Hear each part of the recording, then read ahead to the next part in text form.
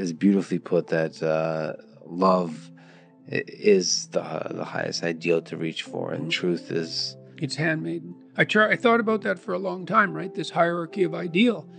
And the thing about truth, that bitter truth, let's say, that cynical truth, is it can break the shackles of naivety.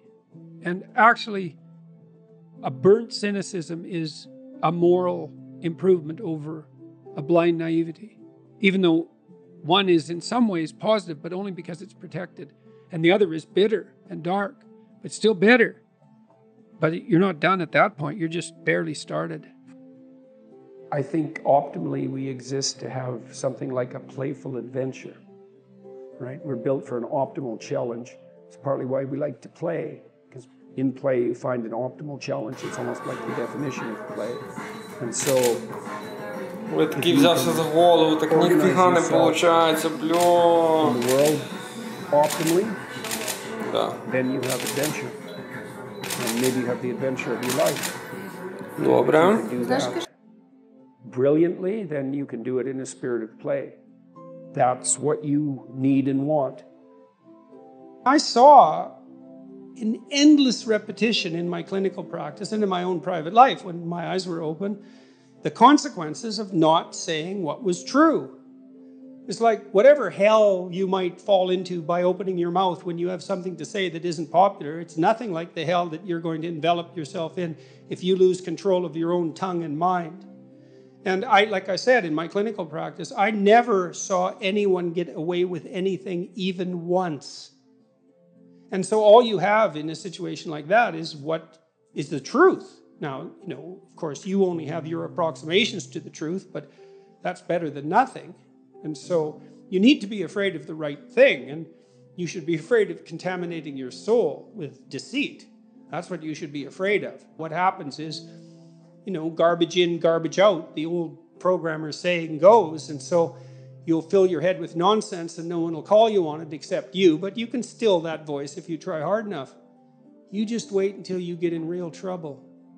One day there'll come a point where you have to make a decision, and the decision is the difference between life and death, or worse, between someone else's life and death, or worse, between health and the suffering that's worse than death. And because you've compromised yourself to such a degree, you will not be able to rely on your judgment, and you will make the mistake you shouldn't make. And then you're done. And that will absolutely happen. Yeah, well, I mean, you set what's great against what's tragic. Yeah. I mean, what else could you possibly do? And so then you say, well, how do you find what's great in your own life? And part of that is you watch. It's like, when is it that I'm doing something that alleviates my suffering? Right? It's a real, you have to ask that question to yourself honestly. One of the things you have them do is say, well, why don't you just watch for a week? Like, watch yourself like you don't know who you are, and just see when you're not quite as miserable. Yeah. And then let's see if we can figure out what it is about what you're doing in that situation that's lifting the gloom. It's like, okay, there's something in that that's curative, right? And that's something in that that's curative is related to, well, you might say your purpose. It's like maybe part of the reason you're depressed is because you're too isolated. Well, now we can work on that. So let's see if we can increase the amount of time you're spending with your friends by like 20%.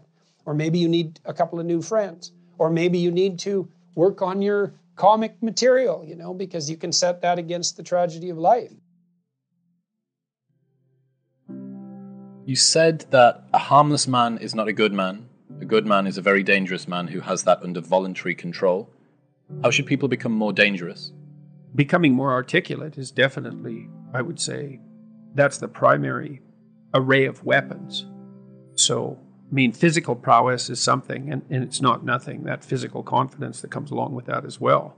But the same thing replicated at the level of the ability to communicate and to think, that's a way broader field of battle and opportunity.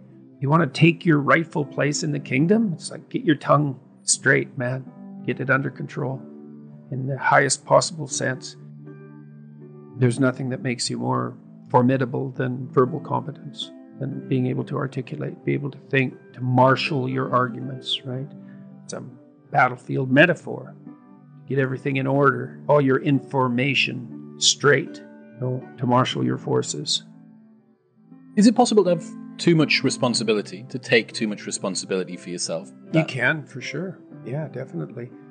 Dostoevsky said that every man was responsible for everything he did and for everything that everyone else does, which is kind of an insane statement, but also somewhat, it's true in a certain sense. You do have an indefinite responsibility, and you do have an indefinite capacity to bear that responsibility, but that doesn't mean it can't be crushing. And then I would say the antidote to that is that you're not in this alone.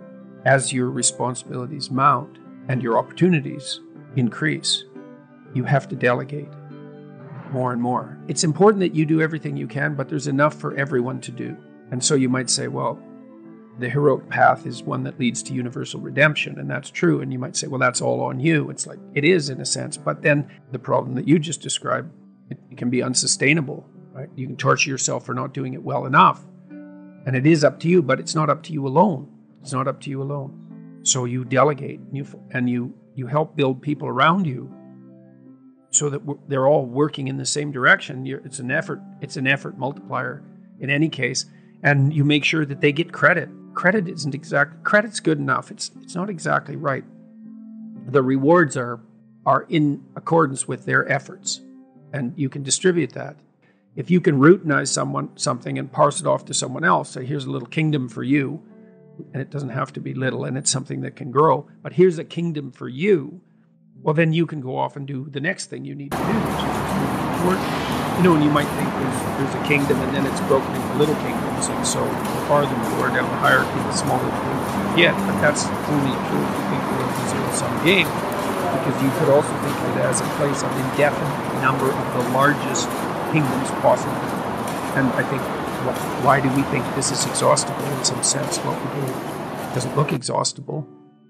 That's the limits to growth mentality. It's like, economists don't believe in that, because they think, well, no, we can just get more efficient, which we certainly are. We're way more efficient than we once were.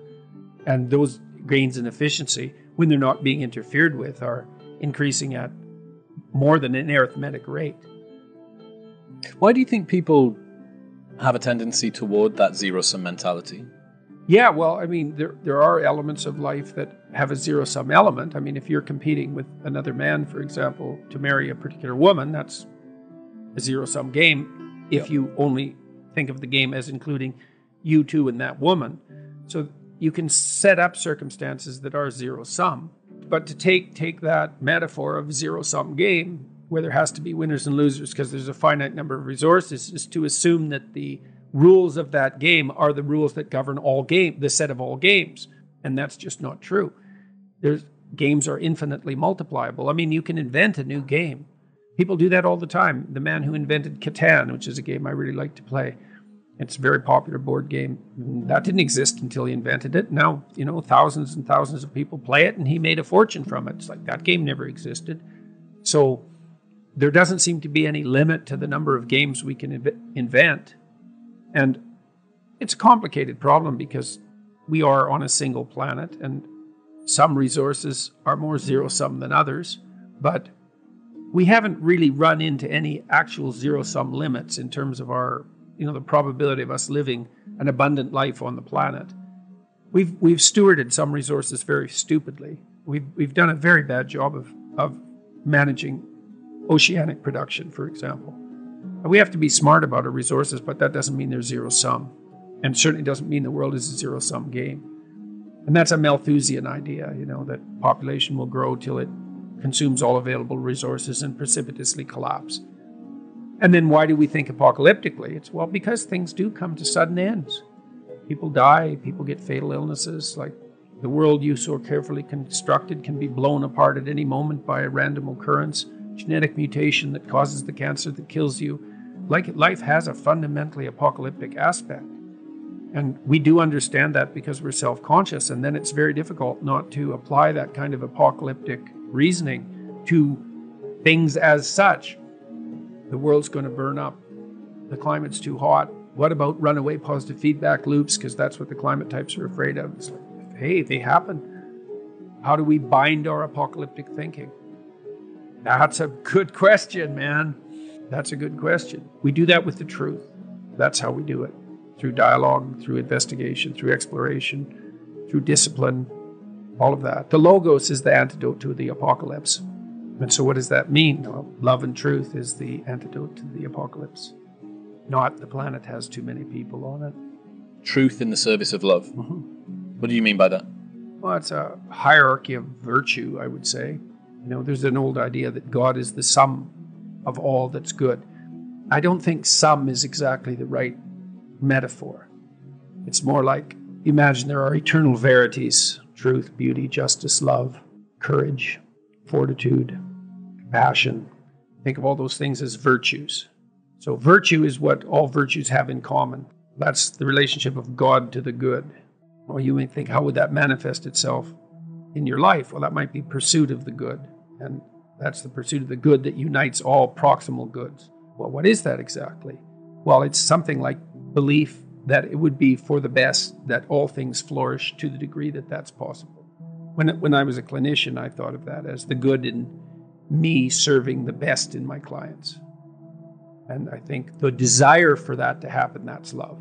So that's the desire for, you say, well, you take a human, bent, broken, miserable, malevolent, hurt, corrupt, weak, frustrating, disappointing, all of those things that we can lay on ourselves because of our inadequacies. It's like, it's easy to dismiss that. And part of that dismissal is what drives the notion that the planet has too many people on it and that we're a cancer on the face of the earth.